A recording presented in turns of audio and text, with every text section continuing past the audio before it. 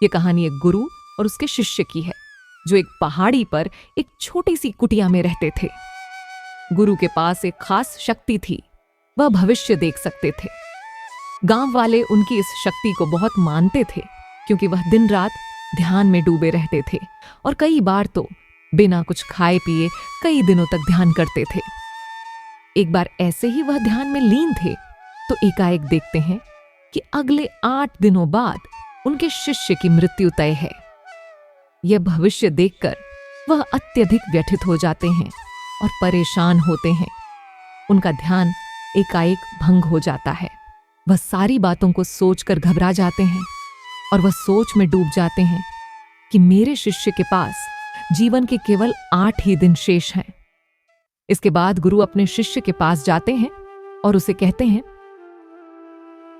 बेटा, मैं सोच रहा हूं कि तुम अगले 8 दिनों के लिए अपने परिवार के पास उनके गांव में जाकर मिल आओ। यहां आए हुए तुम्हें बहुत समय हो गया है और मुझे लगता है कि उन्हें भी तुम्हारी बहुत याद आ रही होगी। थोड़ा समय उनके साथ बिताओ, तुम भी थोड़ा आराम महसूस करोगे और वे भी बहुत खुश होंगे। गुरुजी, सच में मुझे भी बहुत दिनों से अपने परिवार वालों की याद आ रही थी।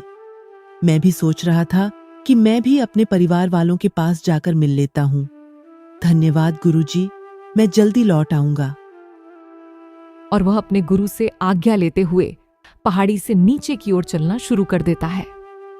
लेकिन वह इस बात पर ध्यान नहीं देता है कि उसके गुरु की आंखों में आंसू आए हुए होते हैं।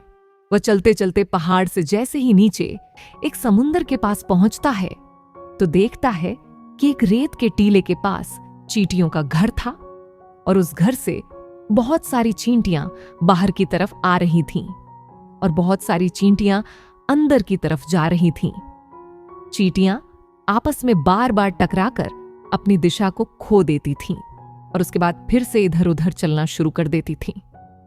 यह देखकर उस शिष्य को बहुत ज्यादा आनंद आ रहा था, लेकिन वह एकाएक देखता है कि समुद्र की लहरें बहुत तेजी से उफान खा रही थीं और शिष्य को समझ आ जाता है कि कुछ ही पलों के अंदर यह सारा पानी चींटियों के घर में घुसकर उनका घर तोड़ देगा और इसकी वजह से बहुत सारी चींटियों की जान चली जाएगी। वह अपनी समझदारी दिखाते हुए अपने ऊपर वाले वस्त्रों को खोलता है और उसके अंदर रेत भरकर एक तरह की 4 दीवारी उस चींटियों के घर के ऊपर बना देता है। 4 दीवारी इस तरह से बनाता है कि समुद्र से आने वाला पानी उनके घर तक न पहुंच सके।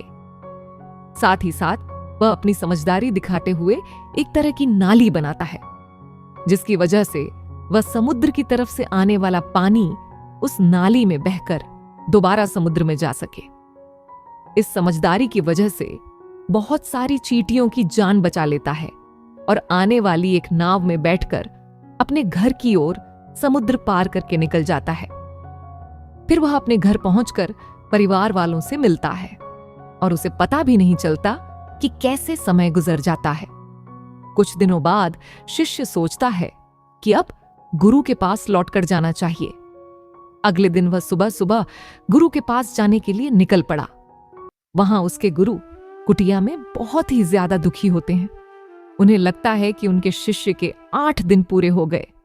अब तक तो मेरा शिष्य इस दुनिया को छोड़कर जा चुका होगा। वह गुरु अपने दुख में होते हैं कि एकाएक वह देखते हैं कि कोई मनुष्य उनकी कुटिया की ओर आ रहा है। वह जब ढंग से देखते हैं तो उन्हें पता चलता है कि यह तो उन्हीं का शिष्य है जो उनकी ओर चला आ रहा है। वह दौड़कर एकाएक अपने शिष्य के गले लग जाते हैं और अपने शिष्य का हालचाल पूछते हैं और शिष्य यह देखकर चौंक जाता है। गुरु को समझ नहीं आता है कि कैसे उनका देखा हुआ भविष्य गलत हो गया। वह अपने शिष्य से पूछते हैं, तुम ठीक तो हो? तुम कहां थे?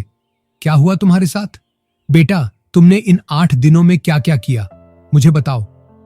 शिष्य अपने परिवार के साथ बिताए हुए सारे पलों के बारे में बता देता है, लेकिन उनके गुरु को ऐसा कुछ भी इन 8 दिनों में खास नहीं लगा। फिर शिष्य कहता है, गुरुजी, मैं आपको एक बात बताना भूल ही गया। जब इस पहाड़ी से मैं नीचे समुद्र की ओर गया था, तब मैंने ऐसे ही एक चींटियों की जान बचाई थी। उसके बाद गुरु समझ जाते हैं कि उसके कर्मों की वजह से ही वह शिष्य बच पाया था, और गुरु एकाएक कहते हैं, कर्म बेटा, कर्म ही सब कुछ है। याद रखना, हमारे कर्म हमेशा लौट कर आते हैं।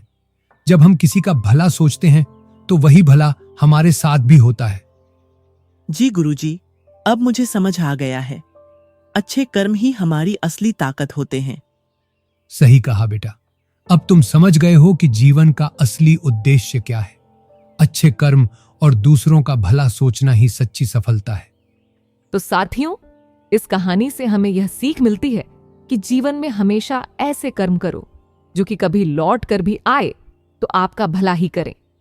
हमारे कर्म हमेशा लौट कर वापस जरूर आते हैं। तो हमेशा ध्यान रखें, किसी का भी बुरा ना सोचें, ना ही किसी का बुरा करें, सबका भला सोचें। और यदि कोई बुरा भी करता है तो उसको भगवान के भरोसे छोड़ दें।